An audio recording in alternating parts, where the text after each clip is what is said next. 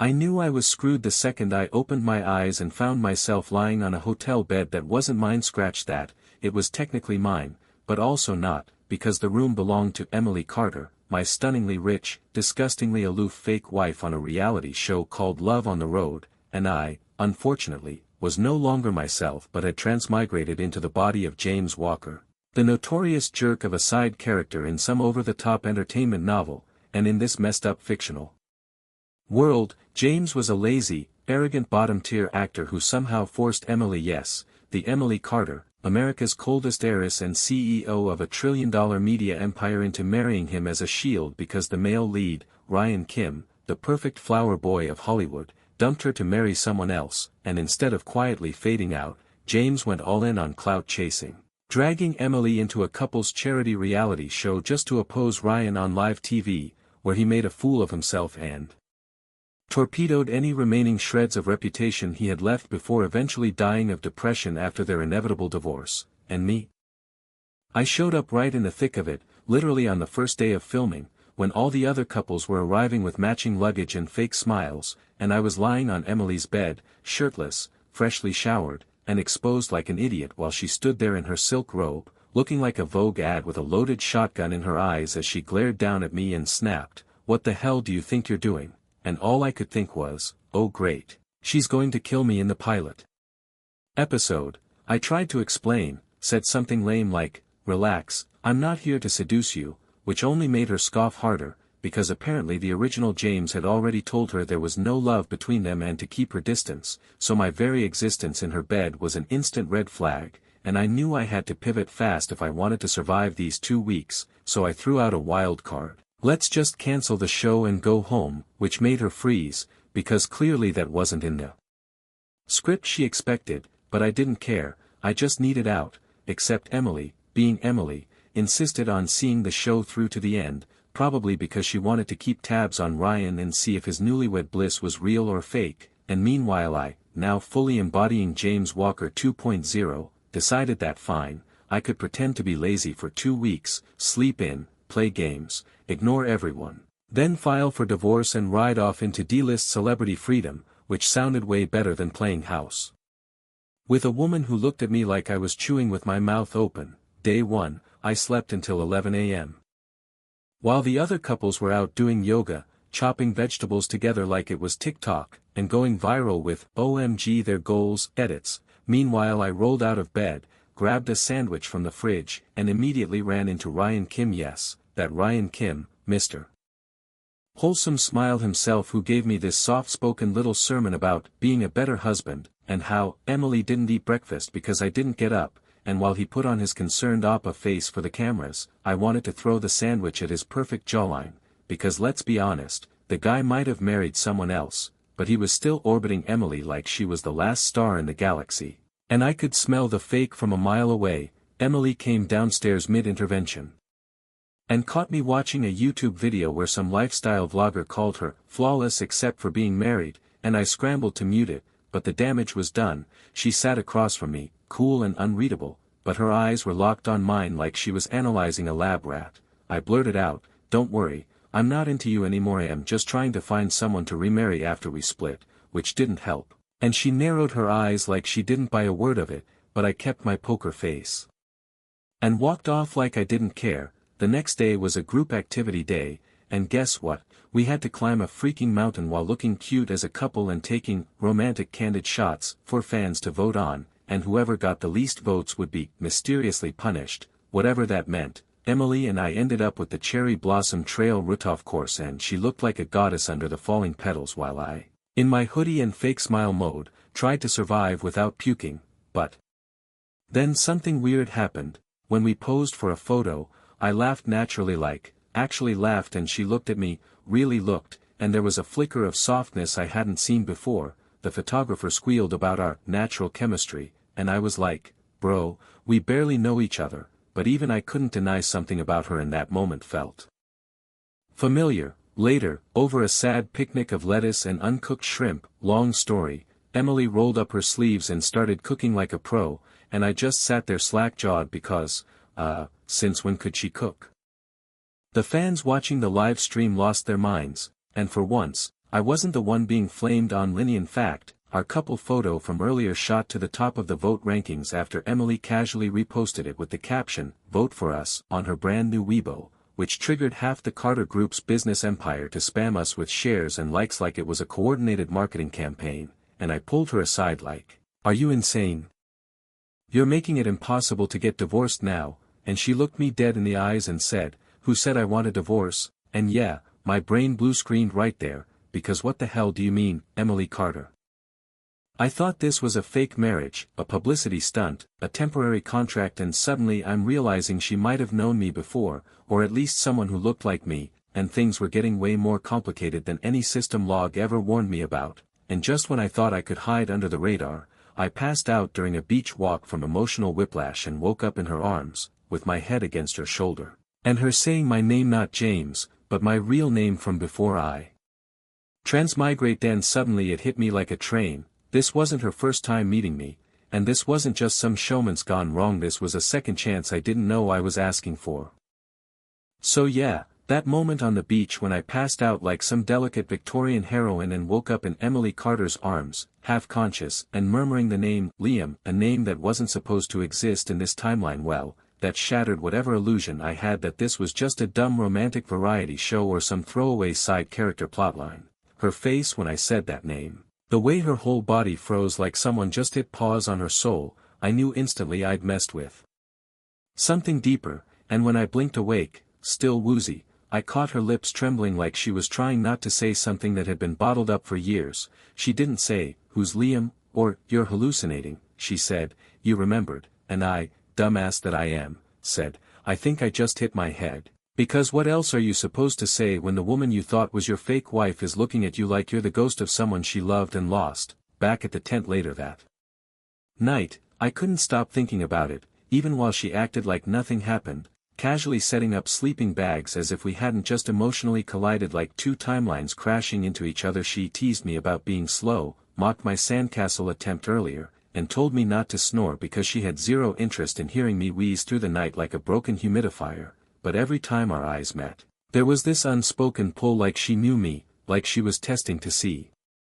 if I'd crack first, and spoiler alert, I did. I sat on the edge of the sleeping mat, staring at her back and blurting, "Did we know each other before?" And for the first time since the show began, Emily didn't mock me, didn't roll her eyes, didn't act like I was beneath her. She just turned slowly, locked eyes with me, and said, "You really don't remember," which sent my stomach into free fall because no, I didn't, not clearly. Anyway, but there were flashes now, little slivers of memory, riding a bike down a cherry blossom-lined street, laughing under falling petals, a white sneaker landing in my basket, someone calling my name with a voice like spring rain, and suddenly I wasn't just James Walker, washed-up actor and walking PR disaster. I was Liam, the dumb teenager who once joked about being stuck in the wrong story and said stupid stuff like, "Physics is a government scam," and she, Emily, well, back then she wasn't Emily Carter, queen of cold shoulders and glass heels. She was just the girl who helped me cram for tests I had no intention of passing, who believed me when I said I was from another world, and who waited even after I disappeared, after the system pulled me away and reset the story like I was a corrupted save file.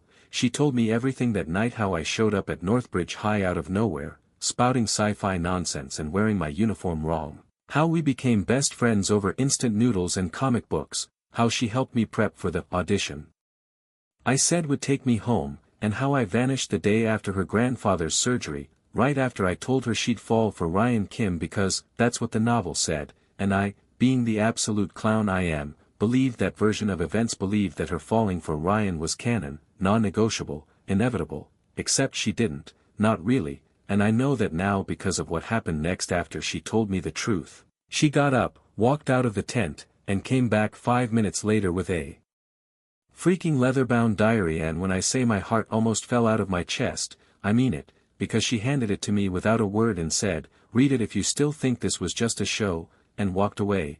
Of course I read it. What do you take me for, a monk? And page after page, year after year, it was me, always me. March 2015. I learned to cook today, can't wait to surprise him when he returns. August 2016, Liam would have laughed at that professor, he always hated men who over-explained stuff. October 2017, A girl tried to confess to me but I shut her down, what's the point when he's not here? May 2019, Ryan twisted his ankle and almost fell into my arms, just like Liam predicted. I dodged, and on it went, up until March 2023, I'm joining this stupid variety show not for clout, not for charity, but because I made a promise, and if he shows up please, let it be him. I barely even noticed the tears on my face until one of them hit the edge of the page. And that was when I realized I couldn't keep pretending this was just another world-hopping gag or an easy divorce speedrun. I was in her story, and she'd been waiting for mine to restart for almost a decade. I found her in the bathroom brushing her teeth, and like the idiot I am, I just stood there at the door staring at her until she mumbled, foam in her mouth, what? And I said, I think I want a wedding, which made her choke so hard she nearly swallowed the toothbrush, and when I clarified, a real one, the grander the better, she slammed the door in my face and yelled, you're insane, but the soft thud of her forehead resting against the door said otherwise. The next morning, everyone on set was buzzing about our couple photo winning the top spot, and I heard whispers about us getting the mystery reward the producers teased,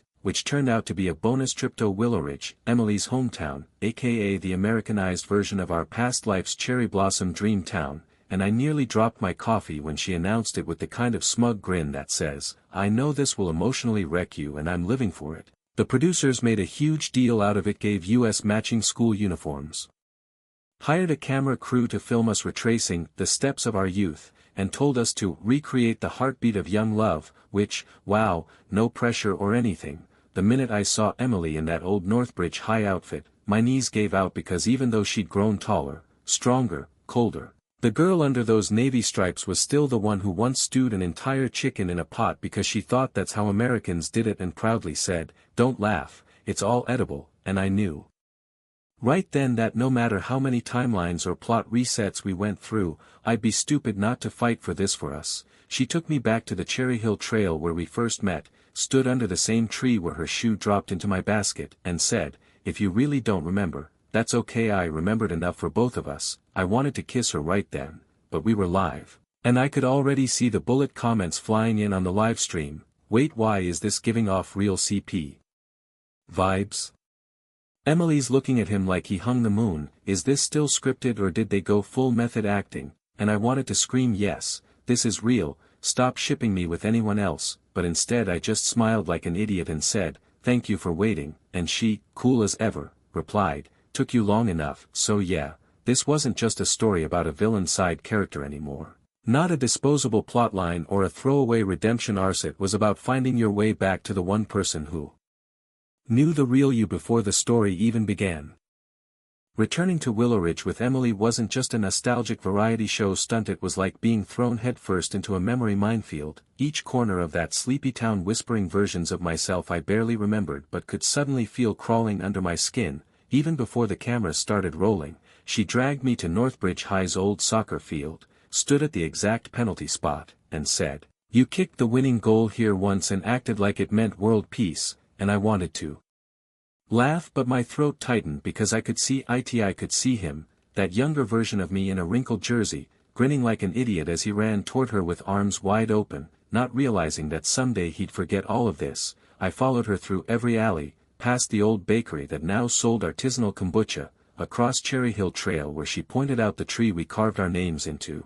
I tried to act cool but secretly I was panicking because she remembered which side the heart was on and I didn't, and when we reached the hill where she used to wait for me after cram school, she said, if the sunset looks familiar, you're finally waking up, and damn it, she was right because watching her stare into that golden horizon, wind in her hair, hands tucked in her pockets like she didn't care, made something in me snap into place like a puzzle piece that had been missing for 10 years. But of course, nothing ever stays perfect for long, and just as we were filming the last shot of the Dia fake proposal reenactment to satisfy the producer's thirst for viral moments, she showed up. Ryan Kim, the male lead of this original story, aka the guy the script said she'd end up with if I'd stayed in my lane, and yeah, I hated him on sight. He didn't even say hi, just walked up with that effortless smirk and said, funny seeing you here again, like I didn't exist. Like this was still his world and I was just an intruder clinging to screen time. But Emily didn't even flinch. She looked straight at him and said, funny? No, just tragic, and that single sentence hit harder than any slap, especially when she stepped beside me and grabbed my hand in front of the cameras and the live stream and the whole freaking crew gasping like they'd just seen a deleted scene from a forbidden romance special. Ryan blinked, trying to recover, and went full narcissist mode, saying how he'd been watching the show, how our chemistry seemed surprisingly decent, how the audience was still rooting for Canon, and that was when I realized something. This guy wasn't just here for drama, he genuinely believed the story still belonged to him, like Emily's heart was some trophy he'd misplaced and was back to reclaim, and maybe in the original timeline he could have pulled that off, but not this time, not with everything I remembered and everything she'd written in that diary.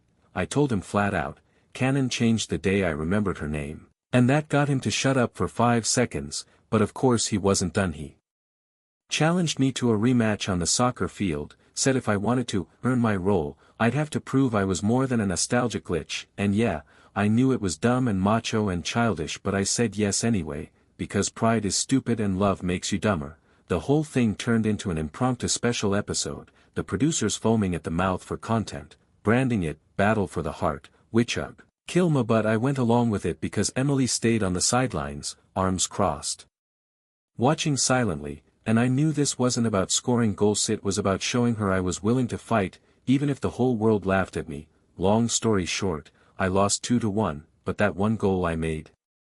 I looked at her the whole time before I kicked it, and when it went in, she smiled, really smiled, and I swear to God the world blurred around her like some lens filter called True Ending Unlocked. After the match, Ryan came over, panting and smug, and said, "Guess it's still my story," but before I could throw a punch, Emily stepped between us, took off her mic, and said, "Then why do I feel nothing when I look at you?"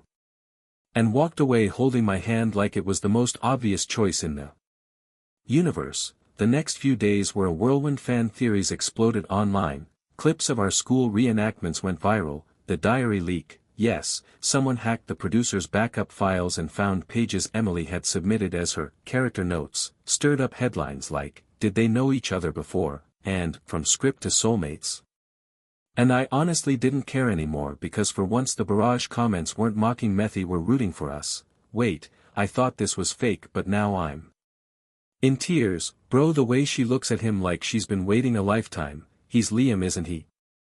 Don't lie to me. And even the old anti-fan forums started shifting, slowly turning from, "James is a loser actor flop," to, "White, is this man actually in love?" And yeah, I was no point hiding it. Back in LA, after the filming break, I tried to confess properly. Real flowers, rooftop dinner, handwritten note and everything, but of course Emily had to ruin it by showing up in jeans, stealing the note before I could even read it, and saying, "You're lucky I still like morons," before kissing me hard enough to make the lights flicker. And when I asked her if she'd make it official with Menet for show, not for content, but for real, she said, "Only if you survive meeting my grandfather again," which brought everything crashing back. Mr.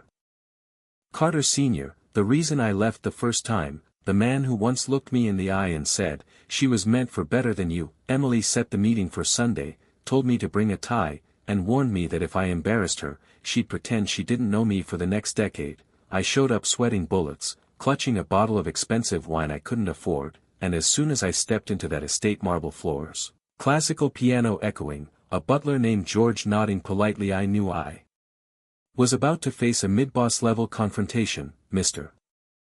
Carter looked exactly the same as in my fragmented memories, sharp suit, sharper eyes, and a voice like Judgment Day, and when Emily introduced me, he didn't shake my hand, just said, "So the ghost finally returns," which was both terrifying and weirdly validating. I expected questions, lectures, maybe a financial ultimatum, but instead he surprised Mayhay asked me to explain why I left back then, why I gave up without a fight, and for once I told the truth, about the reset, the system, the voices in my head whispering, "You don't belong here," and the fear that staying would ruin her future. He listened silently, then said something that floored me, "You were wrong to decide for her," and walked out, leaving Emily and me speechless in the dining room. Later that night, she curled beside me on the couch and whispered, "If he didn't hate you, he would have said worse," and somehow that made me feel better. We had one more episode left to shoot the grand finale, and the crew wanted a live segment with all contestants,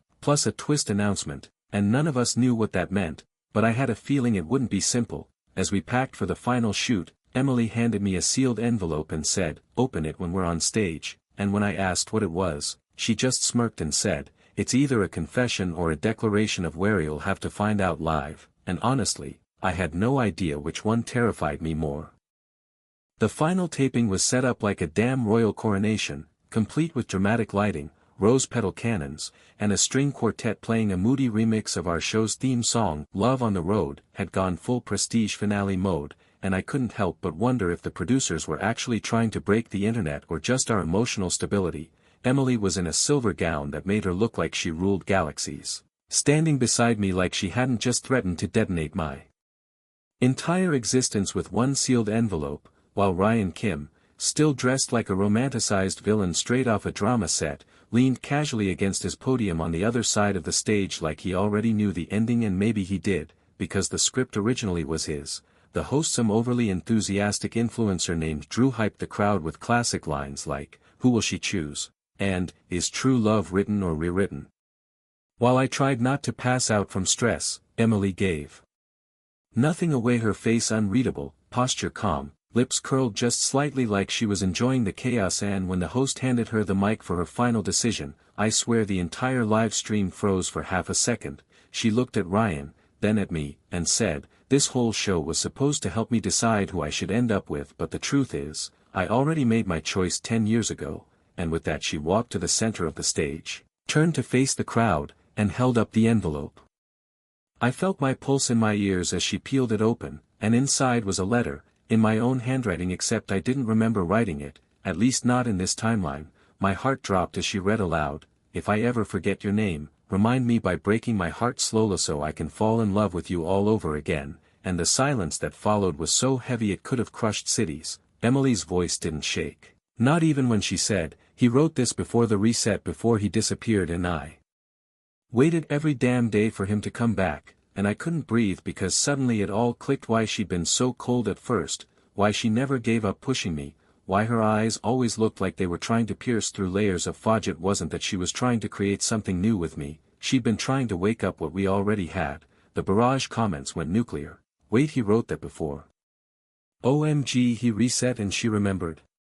This is better than any scripted drama, I swear," and Drew, clearly flustered by the unexpected turn, tried to salvage the format by asking, "So Emily, does that mean James is your final pick?" But before she could answer, Ryan stepped forward and said, "Wait, this isn't fair. That letter wasn't part of the show. This is manipulation," and the tension in the room snapped like a power line in a storm. Emily didn't flinch, she just looked at Ryan and said, "You had your chance in the original story. This isn't yours anymore," and then she walked straight toward me, heels echoing like gunshots, pulled off her mic, grabbed mine, and said, "I'm rewriting my ending. I'm choosing James Walker," and yeah, I blacked out emotionally for a second because holy hell, she said my full name on national live stream like it was a vow. The crowd screamed, the internet exploded, I could see our faces already trending in real time. Emily and James rewrite the script, real love reset, and even Drew gave up trying to control the narrative, just tossing his cards in the air while yelling, "This is history, folks." I wanted to say something cool, something epic, but all I could do was pull her into the biggest, most chaotic kiss of my life, the kind that erased every version of the past and anchored me right there in the present with her arms locked around my neck. Backstage afterward, the air was thick with sweat and champagne and disbelief, crew members congratulating us like we just won an Oscar, producers debating whether to call it season finale or series finale because apparently the network wanted to spin off our unscripted romance into a documentary, God help us. And Ryan, well, he didn't stick around, he left quietly, his eyes distant, and for a moment I wondered if this loss would wake him up or break him for good, but honestly, that wasn't my story to tell anymore. Later that night, Emily and I sat on the rooftop of the hotel with takeout burgers and no cameras, watching the barrage comments continue to flood, and even though the episode was over, millions of people invested in a love that once felt like fiction but had somehow become real again, I asked her, half joking, "So what now? Do we disappear into a sunset montage?" And she rolled her eyes, stealing a fry, before saying, "Now you meet my grandfather again, for real this time, not for content," and I groaned because yeah, I knew this wasn't over, Mr. Carter Sr. wasn't the type to accept reality TV confessions as valid currency. Wanted legacy, numbers, proof that I wouldn't derail her life a second time. When we showed up at his estate, it wasn't just him waiting, it was the entire Carter family board, a freaking panel of executives, cousins, lawyers, even her cousin Vanessa, who once called me a publicity parasite. And the vibe was less meet the parents and more Shark Tank meet Succession, Mr. Carter opened with, "If you're serious about being with my granddaughter, you'll need to sign this," and slid a thick contract across the tablet, a binding agreement that outlined everything from financial independence clauses to a 3-year probation period during which I'd receive zero support from the Carter family and would be evaluated quarterly on my contributions to Emily's future. And yeah, it was intense, borderline insulting, but also weirdly comforting because it meant he was giving me a shot. I signed it without flinching, looked him in the eye, and said, "I'm not here for her name. I'm here because she makes me want to earn one of my own," and I swear something in his expression shifted, not much, but enough that Emily squeezed my hand under the table like I'd passed a secret test. The rest of the night blurred into toasts and polite interrogations and a bizarre moment where her aunt asked if we'd consider naming our future kid after her late husband. "We're not even married, but okay." And afterward, as we drove home, Emily leaned against my shoulder and said, "You did good, Walker," which coming from her was basically a proposal. But the peace didn't last long because the next morning, someone leaked a clip from earlier in the show, an unedited scene where Emily was crying alone in the dressing room whispering, "What if he doesn't remember me at all?" And suddenly the internet flipped again, new theories, new breakdowns, hashtags like "before the rewrite" and "Emily deserved better." People accusing the network of scripting her pain for profit. The emotional fallout was brutal. She hated how raw it was, how they twisted her vulnerability into clickbait, but instead of hiding, she posted a video, no filter, no background music, just her saying, "Everything I said was real. Everything he did was real. This wasn't a story.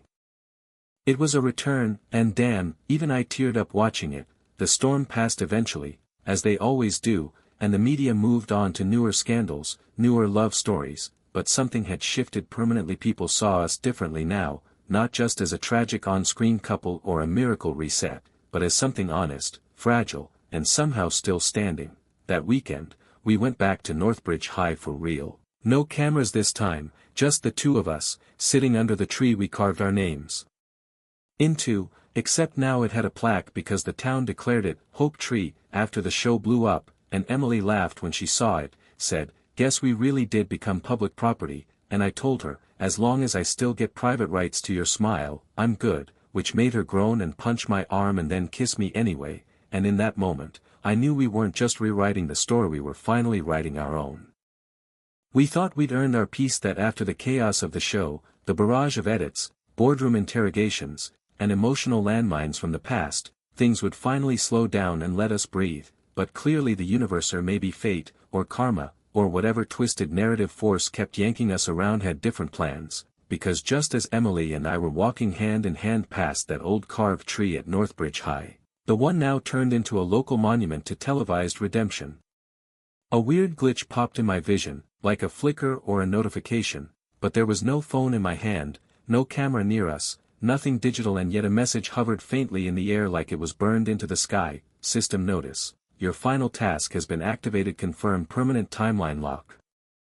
Y/N," and I blinked so hard I almost tripped over a tree root. Emily didn't notice at first. She was still laughing about how the bench plaque had spelled my last name wrong, Walker spelled with an extra E, thanks, City Hall, but I'd gone pale, frozen, because I recognized that format, that font. It wasn't just some hallucination, it was the same system that yanked me into this world in the first place. The one I thought had vanished after the first reset, after I chose to stay for her. The message blinked again, this time with a timer beneath it, 59 minutes and 58 seconds, and my stomach sank. It was a countdown, and the panic clawed its way up my throat faster than I could rationalize it. "Emily," I said, voice tighter than I meant, "do you believe in parallel timelines?" And she narrowed her eyes at me like I'd just asked if the moon was edible, but then, like a ghost passing through her face, something flickered. Recognition, fear, maybe even memory, and she whispered, "They said if you came back, there might be a cost," and my blood froze, because they weren't metaphorical. Turns out, her grandfather knew, or at least suspected, that what happened to me wasn't just amnesia or emotional trauma. Mr. Carter had once funded a controversial neuroscience project tied to memory loops and emotional anchoring across realities. Of course he had, and somewhere deep in the vaults of that data were references to anchor points and emotional keystones, basically, love as a tether between worlds, and apparently our bond had tripped some kind of system protocol. The system message now updated. Choose anchor point Emily Carter or return to original reality, and I could barely stand because this wasn't a choice I expected to face again, not after everything we've been through, not after she chose me on national TV, not after we redefined reality in front of millions. What's wrong? She asked, more serious now, her fingers gripping mine like she sensed the weight in my soul, and I told her the truth about the system, the message, the countdown, everything, and instead of freaking out, she just nodded and said, then choose me again. And I swear it broke something in me, because how could she be this steady when I was unraveling? The clock ticked down to 29 minutes and 4 seconds and the air shifted. This time I wasn't alone in seeing it, Emily gasped as the glitch shimmered between us, displaying two scenes like holograms, one of me sitting alone in a dark, sterile apartment in the original world, scrolling through endless void, career success hollow and meaningless, and the other was this, us, now, messy and public and painfully real but together. And the system whispered again, only one anchor can be locked. Confirm now. I looked at her, and she didn't say a word, didn't plead or cry or dramatize anything. She just smiled, that stupid crooked smile I used to tease her for back in high school, and said, I don't want to be a fantasy.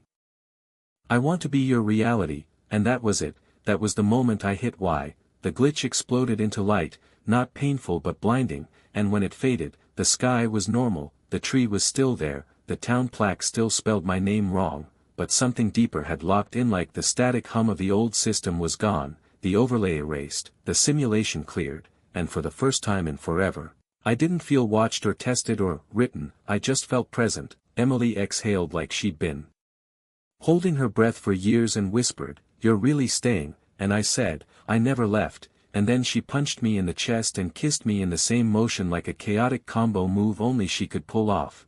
But here's the twist: just when we thought we were in the clear, the real finale showed up. The Carter family legal division called us in for what they claimed was a routine update, only to hand us a thick binder labeled post-system contingency agreement, and I was like, excuse me, post what now? Turns out Mr. Carter had suspected the existence of a multi-reality interference pattern ever since Emily's parents vanished in a freak yacht incident years ago. Yes, I know how wild that sounds, and he'd written up protocols in case their family line ever intersected with cross-dimensional energy again. Seriously, who writes this stuff? Which meant now that I'd confirmed the lock and rewritten fate, I was legally bound to undergo a 3-tiered evaluation of loyalty, mortality risk, and inheritance. Eligibility. Translation: more hoops, more scrutiny, more Carter chaos. Emily was furious, obviously, but part of her admired the thoroughness, and I just braced myself because this wasn't over. It was a new chapter, sure, but not a quiet one, and just when we walked out of that meeting room, thinking maybe we could escape to a normal day, the press ambushed Uzzi's, again because a new leak had surfaced. Ryan Kim's lost footage, where he apparently confessed on camera that he knew about the original timeline and was planning to use the finale to reverse reset himself, hijacking our ending. Suddenly, everyone flipped again. Team Emily trended harder than ever, but so did Ryan Exposed, and even though we didn't want to talk to media, we had no choice but to release a joint statement, which, because we're dramatic, was just a video of us sitting under the tree again, reading the script we were supposed to follow, then tearing it in half on camera, and Emily looking dead into the lens saying, "We're not content. We're living proof you can choose again," and the net went feral in the best way. Brands offered us couple sponsorships, a book deal landed in my inbox titled Love Rewritten, and her grandfather. He smiled for the first time in months and said, "I suppose we can trust him after all," which from him is basically a standing ovation. But the real win wasn't the headlines or contracts or even the bizarre fact that Northbridge declared July 3rd Rewrite Day in our honor. Yeah, that happened. It was what came next. Emily handing me a small, square box at sunrise the next morning, no cameras, no mics, just us, and saying, "Your turn to propose something real," and inside was a ring, not a wedding ring, but a copper one engraved with the words, "No more scripts," and I swear I choked. She said, "I don't care what the world calls you, I just want to call you mine, in this world or any other," and yeah, maybe I cried a little, and maybe I kissed her like I was sealing the timeline with my whole soul, and maybe, just maybe, the system didn't disappear completely because as I slipped the ring on, one last message flashed faintly behind her: "Final chapter begins, prepare for true continuity."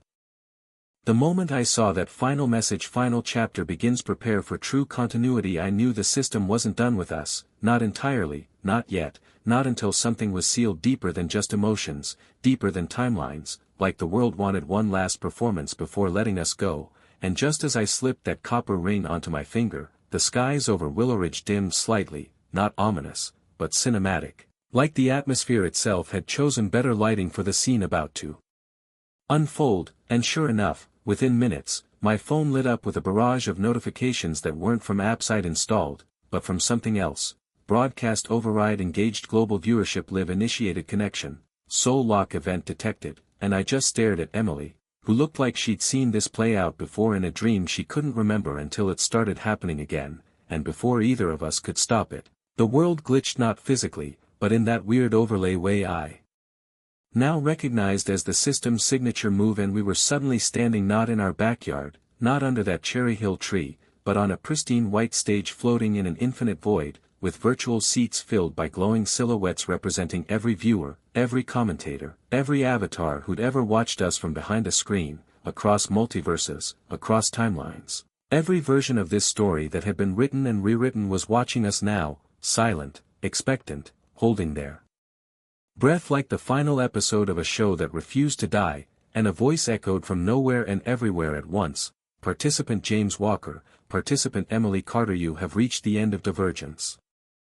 Please proceed with final vow," and I wanted to scream that this wasn't fair, that we'd already chosen each other, that we'd lived through heartbreak, rewrites, betrayals, love confessions broadcast to the world, but Emily just reached for my hand calmly and whispered, "Then let's say it again, this time in front of everyone," and so I faced her, heart pounding louder than any scripted monologue, and I told her the truth. That I didn't care if this world was built on code or coincidence, if fate had rewritten us 50 times over, or if we were characters in some twisted cosmic drama, I would choose her every time, not because I had to, but because I wanted to, because with her, even chaos made sense, even silence felt full, and even pain felt worth something. And when I was done, Emily didn't cry, didn't perform, she just looked at me like I was the only real thing in any reality and said, "Then let this be our final line, we're done being written, we write each other now," and with that, the entire void lit up like a billion comment sections going supernova, and the system's voice, now softer, almost human, said, "Continuity confirmed. System terminated. Rewrite protocol permanently sealed. Live feed disengaged," and then it was Ganino glitch, no fade out, just quiet, and we were back under our Cherry Hill tree, just us, like it had never been touched by digital threads or alternate lives or ghost audiences, just Emily leaning against my shoulder and me holding her like gravity finally worked the way it should, and for a few weeks, we actually got what you might call peace. The media quieted down, mostly. The Carter board finally stopped sending gentle nudges about prenups and legacy clauses, and Emily's grandfather officially handed over the Carter Foundation reins to her, saying something like, "Let's see what a new era looks like," which in Carter speak basically meant, "Don't screw it up," and I got to really write, like with paper and pen and late nights and no system editor waiting to intervene, and for the first time, people wanted to hear my version of the story, not the curated narrative, not the tragic boy toy stuck in a web of showbiz love triangles. But the real deal, a guy who fell into a world he didn't ask for, chose love anyway, and burned the script to make space for something better, and when the book finally came out, no more scripts, a love rewritten. We didn't do a flashy launch or a media circus, we just signed copies at Northbridge High, at a little alumni event under the tree, where the librarian had taped up a printed screenshot of our original confession scene and labeled it, "Modern Mythology," and yeah, I might have teared up when a sophomore asked if it was, based on a real story or just viral fiction, and Emily just smiled and said, "Sometimes the truth trends harder than fiction, but of course, because it's us." The quiet didn't last one morning, I woke up to find a letter slid under our front door, no postage, no return address, just one sentence in gold script. What if someone else wants to rewrite too? And attached was a USB drive labeled Ryan_Kim_O_final, and I swear my soul dropped, because I knew exactly what it was: the missing footage from Ryan's last system attempt, the one we thought had been deleted after the collapse, and Emily knew it too, her face tightening as she plugged it in, and the video played, Ryan, alone, sitting in the same white void, begging for another chance, not to take Emily back, but to undo everything, to return to his own origin timeline, to erase the pain he caused. And as the video glitched and stuttered, he looked into the lens and whispered, "If James can rewrite, why can't I?" And the screen went black with one final flash, system fragment detected, unauthorized instance, and that's when we realized hadn't been the only rewrite project, just the most successful, and now, the system's ashes were still smoldering in people like Ryan, people desperate enough to start a loop all over again, and I should have felt threatened, angry even, but instead I felt tired, not weak tired, but full circle tired, like this wasn't my fight anymore, and I turned to Emily and said, "Let's not chase ghosts," and she nodded, kissed my temple, and said, "Let's just keep writing forward." And so we did. We built a life that didn't rely on algorithms or story arcs or redemption plots, a life with mismatched socks and grocery store runs and awkward Sunday brunches with Grandpa Carter asking me if I've filed our dimensional taxes. And yeah, the world didn't always understand our past, but they didn't have to, because Emily understood me, and I understood her. And when the time came, years later, when our kiddies, we had one, a whirlwind of sarcasm and sass named Oliver, asked how we met, we just laughed and said, "It's complicated, but worth it," and handed him a copy of the book with a note inside that said, "Write your own ending. Just make sure it's real," and he rolled his eyes like teenagers do, but I saw the way he held that book close when he thought we weren't looking, and maybe that's all I ever wanted to know, that what we built, what we burned and rebuilt, what we chose again and again, would last, not because some system said so, not because a billion people voted it trending, but because when everything else glitched away, the only thing still standing was this. A guy who fell into a broken story and loved a girl who refused to let it end that way, and together, we didn't just rewrite Fatua, deleted the whole script, looked at the blank page, and said, "Let's start here."